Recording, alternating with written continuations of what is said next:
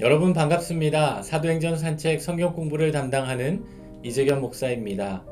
새로운 6월이 시작되었는데요. 새로운 달에도 여러분의 삶에 하나님께서 채워주시는 은혜가 가득 넘치는 6월이 되실 수 있기를 소망합니다. 오늘 우리가 함께 살펴볼 말씀은 사도행전 25장에서 26장까지의 말씀입니다. 지금까지 매 시간마다 그렇게 참여해 주셨지만 오늘 본문의 말씀도 마찬가지로 본문을 미리 읽고 또 강의를 들어주시면 감사하겠습니다. 아울러 오늘 강의를 마치면 다음 시간은 사도행전 27장에서 28장까지의 말씀을 공부하므로 이번 학기 성인 성서 연구 성경 공부를 종강하게 되는데요.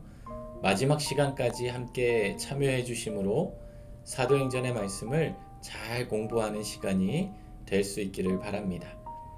오늘 공부에 앞서서 지난 시간 공부했던 사도행전 23장에서 24장의 말씀을 먼저 간단히 살펴보도록 하겠습니다. 천부장이 유대인들이 바울을 무슨 일로 고발하는지 그 진상을 알고자 하여 바울의 결박을 풀고 그를 공회로 보내게 되었는데요. 그렇게 공회 앞에 선 바울은 자신이 범사의 양심을 따라 하나님을 섬겨왔다라고 선포하게 되었고, 이를 듣고 있던 대제사장 아나니아가 사람들에게 바울의 입을 치라고 명하게 되었습니다. 그러자 바울은 그를 향해 회칠한 담이라고 말하며 하나님이 너를 칠 것이라고 말해 주었습니다. 이는 바울이 그 사람이 대제사장인 줄 모르고 했던 말이었는데요. 이를 두고 곁에 선 사람들이 나무라게 되자 바울은 자신이 잘 모르고 했다라고 말하게 되었습니다. 그리고 바울은 공회원들 가운데 바리새인들과 사두개인들이 있음을 알고 자신이 바리새인 출신으로 부활에 대한 이야기를 하면서 공회원들 간의 분쟁을 유발시키게 되었는데요. 이들의 분쟁이 커지게 되자 천부장은 소요로 인해 로마 시민인 바울이 행여라도 다치게 될까 두려워 바울을 다시 영내로 들여보내게 되었습니다. 그렇게 영내에 갇힌 바울에게 하나님은 그날 밤에 바울 곁에 서서 바울을 위로해 주시고 격려해 주시고 그에게 주신 사명을 로마에서도 이루게 해 주실 것이라고 말씀해 주셨습니다.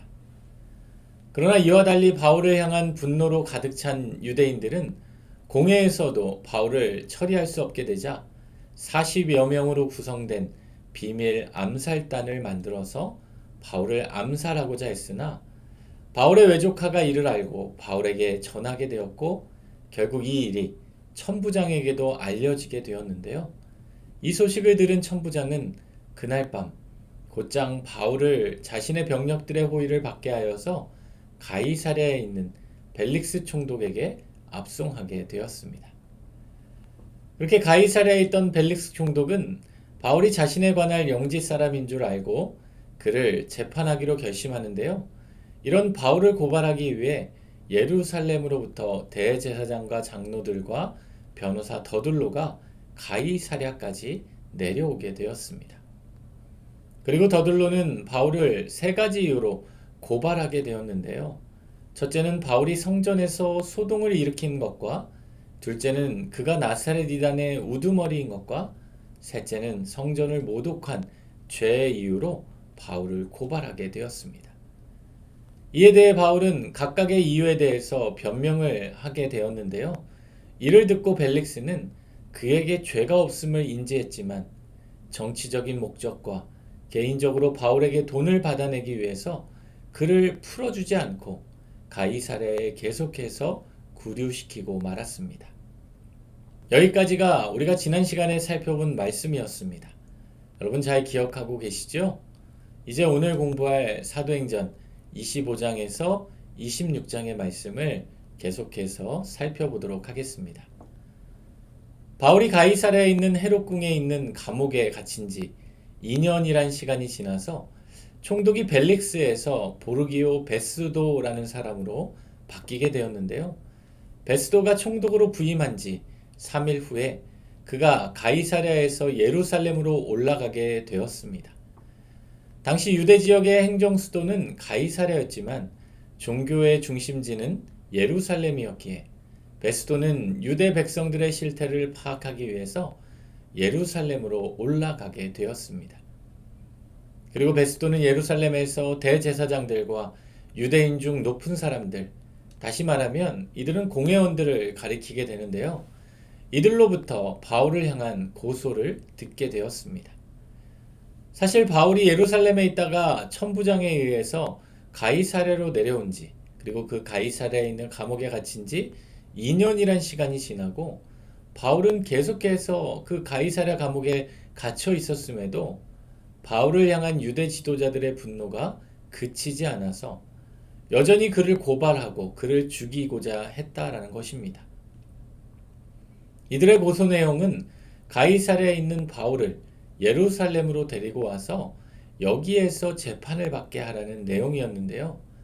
이는 바울이 가이사랴에서 예루살렘으로 오는 길에 그들이 매복하고 있다가 바울을 몰래 죽이고자 하는 계략이었습니다. 이를 통해 우리가 예측할 수 있는 것은 바울이 여전히 가이사랴 감옥에 갇혀 있었지만 바울을 통해 전해지는 그 복음의 영향력은 결코 감옥 안으로 가두어둘 수는 없었다라는 것입니다. 여전히 가이사랴 감옥에 갇힌 바울을 만나러 가는 사람들이 있었고 그런 바울을 통해 전해진 복음은 계속해서 전해지고 놀라운 능력을 나타내었다라는 것입니다. 또한 본문에서 대제사장들과 유대인 중 높은 사람인 공회원들이 3절 말씀에서 베스도를 향해 호의를 구하게 되는 것을 볼 수 있게 되는데요. 여기서 호의라고 번역된 헬라어 단어는 카리스라는 단어로 이는 우리에게 은혜라는 단어로 잘 알려져 있는 단어입니다. 다시 말하면 이 은혜라는 단어는 적어도 대제사장 정도라면 사람에게 구할 것이 아니라 하나님께 구해야 마땅한 것임에도 불구하고 이러한 은혜를 총독에게 구하고 있는 그 대제사장의 어리석은 모습을 볼 수 있게 됩니다. 우리의 삶에 은혜는 하나님으로부터 임하게 된다는 것을 우리는 기억하며 살아갈 수 있어야 합니다. 이러한 유대 지도자들의 제안을 듣고 총독 베스도는 이를 거절하게 되었는데요. 그가 거절했던 이유는 무엇보다도 가이사랴에 있는 바울을 예루살렘으로 안전하게 데려오기가 쉽지 않았기 때문이었습니다.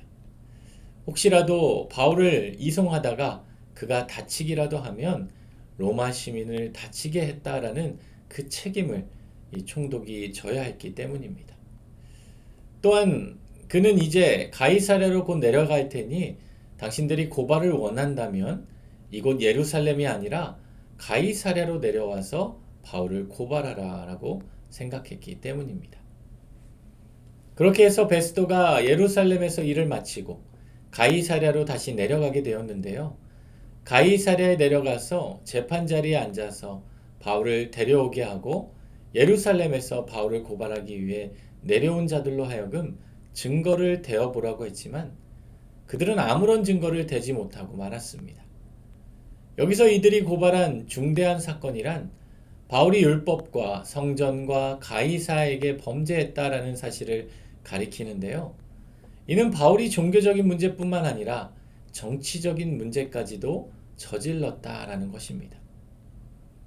이를 증명하기 위해서 이들은 신명기 말씀에 기록된 율법에 근거하여서 어떤 사람의 죄를 증명하기 위해서는 한 증인으로만 정하지 않고 두세 사람의 증인이 있어야 하며 이것을 제시할 증거가 있어야 하는데 이들이 고발하는 대로 바울이 지었다는 그 죄에 대한 증거도 나타나지 않았다라는 것입니다.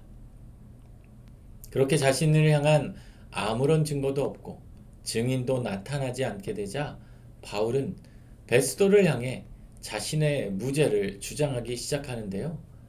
나는 유대인의 율법이나 성전이나 가이사에게 아무런 죄도 짓지 않았다라고 변명하게 되었습니다. 이렇게 바울이 자신의 무죄를 주장하게 되자 베스도는 바울을 고발했던 유대인의 마음을 얻고자 바울에게 내가 이 사건에 대해서 예루살렘에 올라가서 내 앞에서 신문을 받겠느냐고 묻게 되었습니다. 여기서 베스도가 바울에게 가이사랴가 아닌 예루살렘에서 신문을 받겠냐라고 물은 것은 바울을 정치적인 재판이 아닌 예루살렘의 공회로 다시 데리고 가서 그에게 종교적인 재판을 받겠느냐라는 거고 묻는 것으로 로마법으로는 더 이상 바울의 죄를 찾지 못하게 되자 유대의 종교법으로 바울의 죄를 찾고자 함이었는데요. 이는 모두 베스도가 유대인의 호의를 얻고자 했기 때문이었습니다.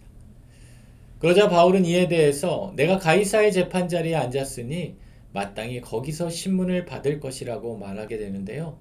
이는 베스도를 향해 로마 시민을 유대 법정에 넘겨주려는 베스도의 월권 행위를 지적하는 것이고, 로마 시민으로서 자신은 지금 로마 법정에서 재판을 받고 있음을 베스도에게 다시금 상기시켜주고 있는 것입니다. 이 말씀에서 우리가 한번 생각해 볼 수 있는 부분이 있는데요. 베스도는 공정한 판결을 내려야 하는 자리에서 바울을 고소한 유대인들의 마음을 얻고자 하고 있음을 알 수 있게 됩니다. 그러면서 오늘 우리는 우리의 삶의 자리에서 누구의 마음을 얻고자 힘쓰는 인생인지를 다시 한번 생각해 보게 됩니다. 때론 삶의 자리에서 다른 사람의 마음을 얻고자 또 그 사람들의 눈치를 보고 세상의 마음을 얻고자 불의와 타협하게 되는 연약한 모습이 어쩌면 오늘 우리에게 있음을 돌아보게 되는데요. 신앙인들의 삶은 세상의 마음을 얻는 삶이 아니라 하나님의 마음을 얻는 삶이 되어야 함을 알 수 있게 됩니다. 우리가 종종 부르는 찬양 중에 하나님 아버지의 마음이라는 찬양이 있습니다. 이 찬양의 가사 앞부분을 보면 아버지 당신의 마음이 있는 곳에 나의 마음이 있기를 원해요. 아버지 당신의 눈물이 고인 곳에 나의 눈물이 고이길 원해요 라는 가사가 있습니다. 이 찬양의 가사처럼 우리의 삶이 하나님 아버지의 마음을 품으며 살아가는 그러한 인생이 될 수 있기를 소망합니다.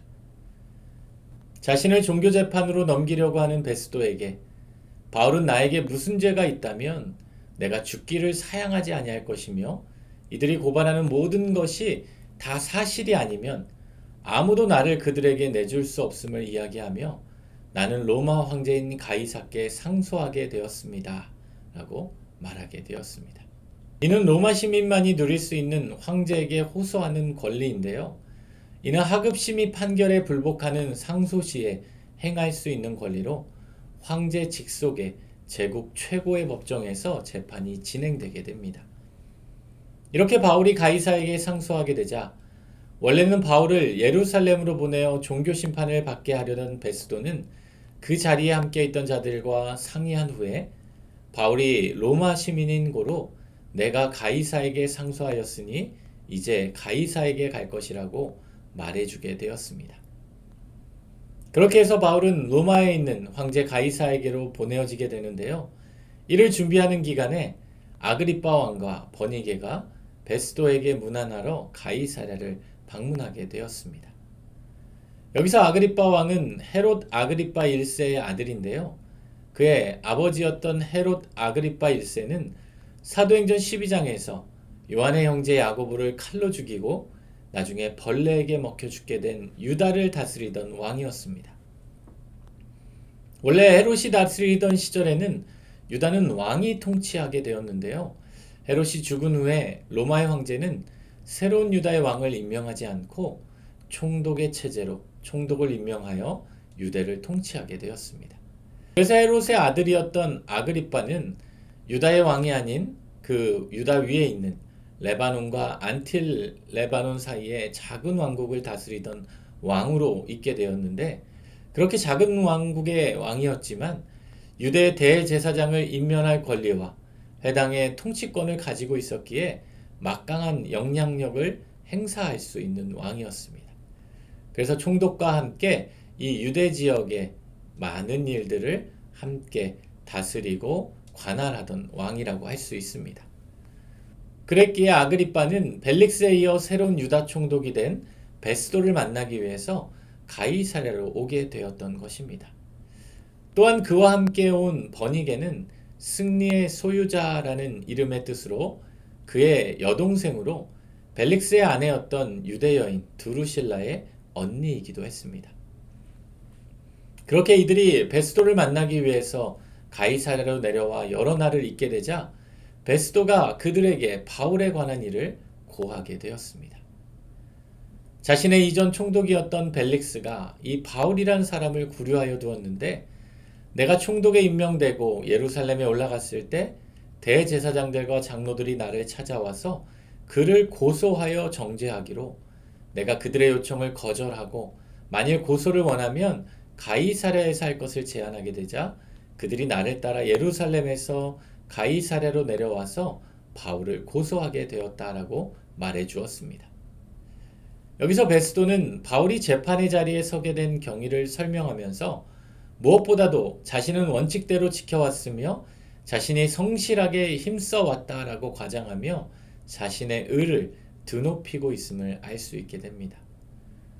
그러면서 베스도는 유대인들이 바울의 악행이나 혐의는 하나도 제시하지 아니하고 오직 종교적인 문제에 대해서만 고발하고 있기에 자신이 이 일을 어떻게 해야 할지 몰라서 바울에게 예루살렘에 올라가서 신문을 받을 것인지를 물어보았다라고 말하고 바울이 이를 거절하고 황제에게 상소하기로 원하여서 그를 가이사에게 보내기까지 지켜두고 있는 중이라고 말하게 되었습니다. 베스도를 통해 바울이 여기에 있게 된 이유를 설명 듣게 된 아그리빠 왕은 이번에는 자신이 직접 바울을 통해 말을 듣고자 한다며 자신이 바울의 말을 들을 수 있겠는지 묻게 되자 베스도는 내일 직접 들을 수 있다라고 알려주게 되었습니다. 그리고 이튿날 아그리빠 왕과 버니게가 크게 위험을 갖추고 와서 천부장들과 시중의 높은 사람들과 함께 접견 장소에서 바울과 대면하게 되었습니다. 그러자 바울을 불러낸 베스도가 그 자리에 모인 이들을 향해서 당신들이 보고 있는 이 사람은 유대의 모든 무리가 살려두지 못할 사람이라고 하여서 예루살렘에서 여기 가이사랴에 와서 내가 청원하였지만 내가 살펴보니 죽일 죄를 범한 일이 없으며 그가 황제에게 상소하였기에 보내기로 결정했다라고 설명해 주었습니다. 이러한 총독의 이야기를 듣게 되면 그는 결국 바울이 죄가 없는 줄을 알면서도 바울을 무죄로 풀어주지 않고 구류하고 있음을 알게 되는데요. 왜냐하면 총독은 유대인들의 여론을 의식하여 그들의 눈치를 보고 있었기 때문이었습니다. 그런데 놀라운 사실은 이러한 총독이 어리석은 판결로 인해 바울은 자신의 사명을 지키고자 했던 로마로 갈 수 있게 되었다는 겁니다. 이 말씀을 통해 우리가 한 가지 알 수 있게 되는 것은 하나님은 우리의 삶 가운데에서 반드시 하나님의 일을 이루어 가시는 분이시라는 것입니다. 때로는 그 과정이 우리의 뜻과 우리의 생각과 일치하여서 우리에게 기쁨과 평안 가운데 그 일을 함께 이루어 가게 하시기도 하지만 때로는 더 이상 그 일이 풀리지 않을 것 같고 막힐 것 같은 그 자리에서도 이제는 모든 것이 끝날 것 같은 그 자리에서도 하나님은 결국 하나님의 일들을 이루어 가시는 분이심을 알 수 있게 됩니다. 혹시 여러분의 삶 가운데에서 여러분이 기도함으로 주의 일에 힘써보지만 풀리지 않는 일로 인해 어려움을 겪거나 힘겨워하는 분들이 계신가요?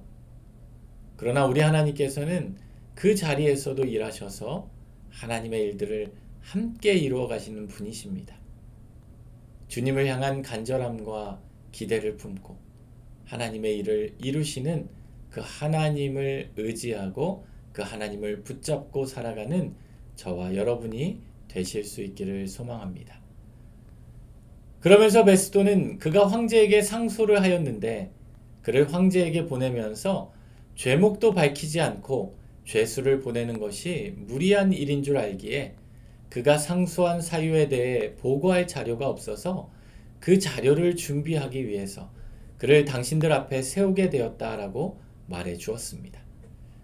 당시의 총독의 역할 가운데 하나는 자신이 다스리는 지역에서 황제에게 상소하는 시민이 있으면 그에 대한 죄목을 조사하여서 황제에게 상소의 이유와 함께 기록하여 보내야만 했습니다. 마치 천부장 루시아가 바울을 총독 벨릭스에게 보낼 때 그 바울과 함께 보냈던 그 편지와 같이 그 사람에 대해 자세히 기록하여 보내야만 했습니다. 그러나 베스도가 바울을 아무리 신문하고 그를 아무리 재판을 하고 그에게 아무런 죄를 찾아보려고 했지만 그에게서 찾을 죄가 없었기에 더 이상 보고서를 작성할 수 없어서 이들 앞에 바울을 세워주고 그들로부터 지혜를 얻고자 했던 것입니다. 그러한 베스도의 말을 들은 아그리빠가 바울을 향해 너를 위해 변론을 해보도록 허락하게 되었는데요.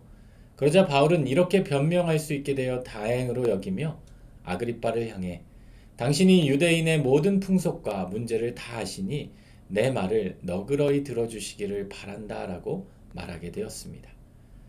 사실 바울은 3차 선교여행을 마치고 예루살렘으로 올라오고 나서 지금까지 예루살렘과 가이사랴를 다니며 자신의 이야기를 무려 5차례나 반복해서 이야기하게 되었는데요.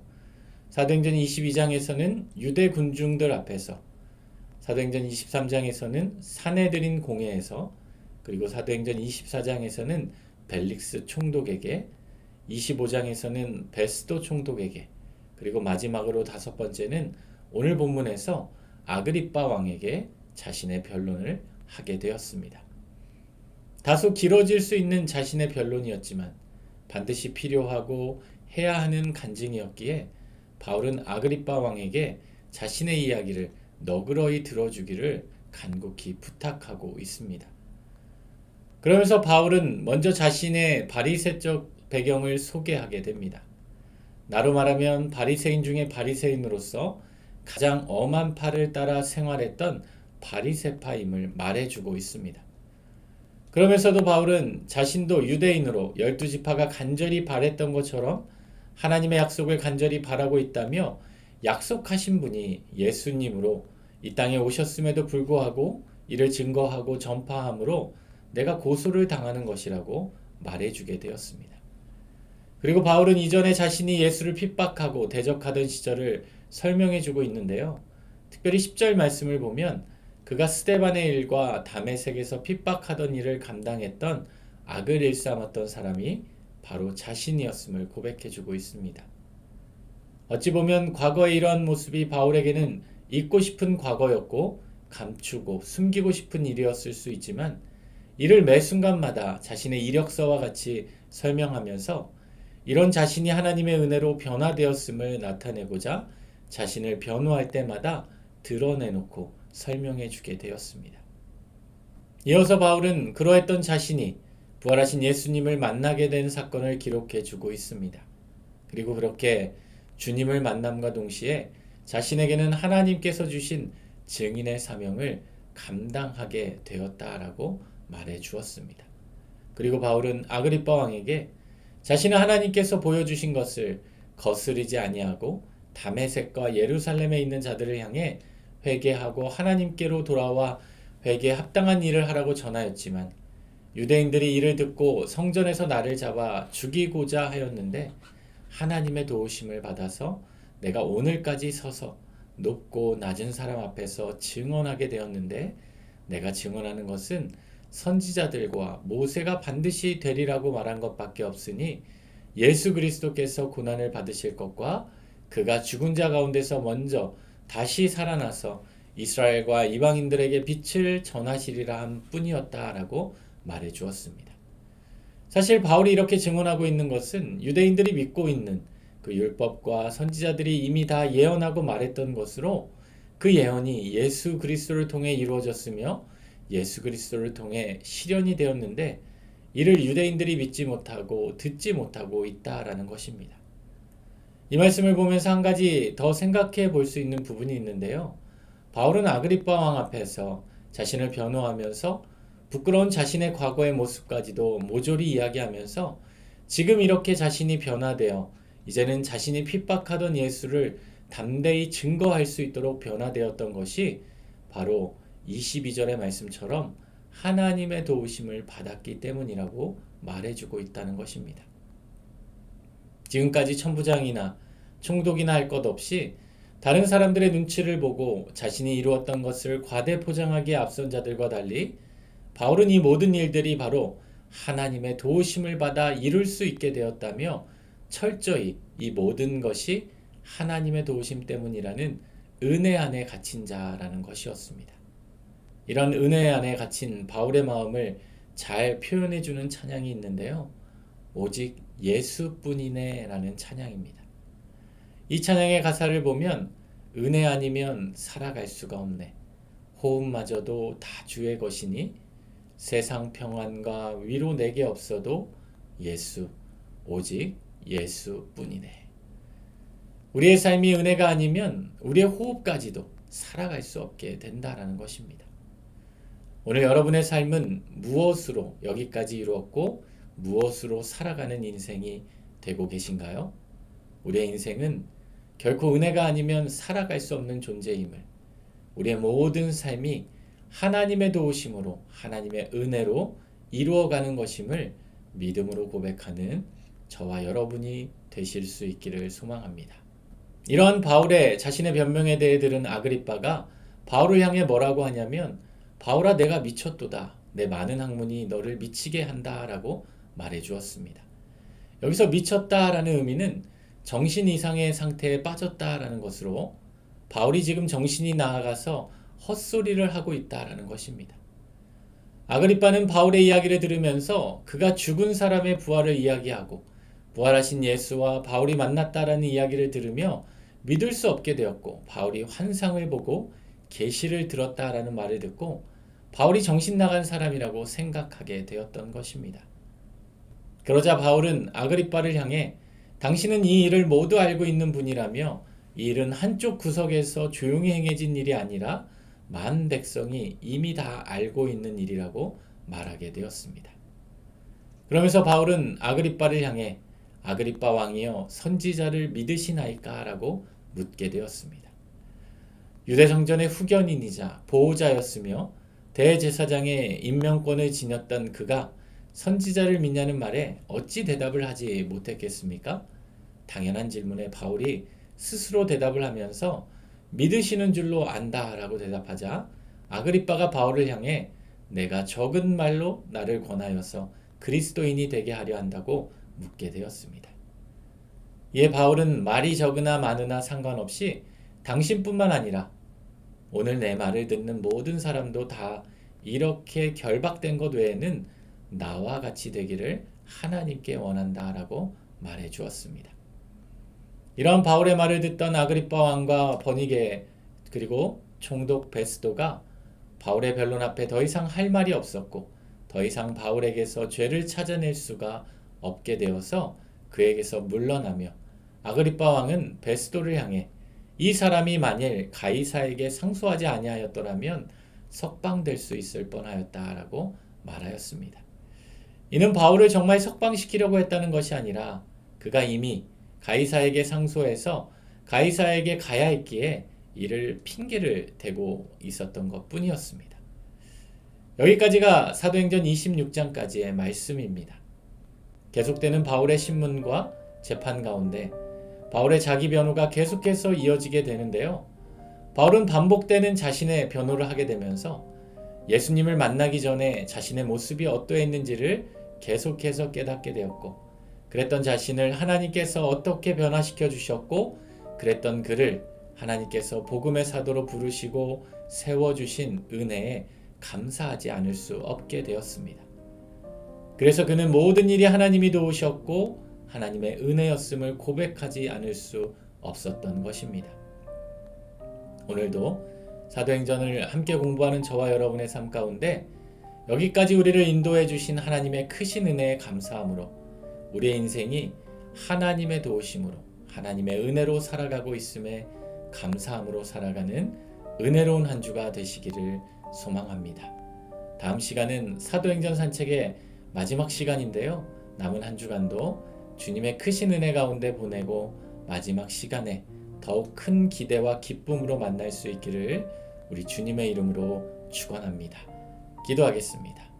하나님, 오늘도 사도행전 말씀처럼 우리의 모든 삶이 하나님의 은혜로 이루어짐을 고백하는 우리 모두가 되게 하여 주옵소서. 예수님의 이름으로 기도드립니다. 아멘.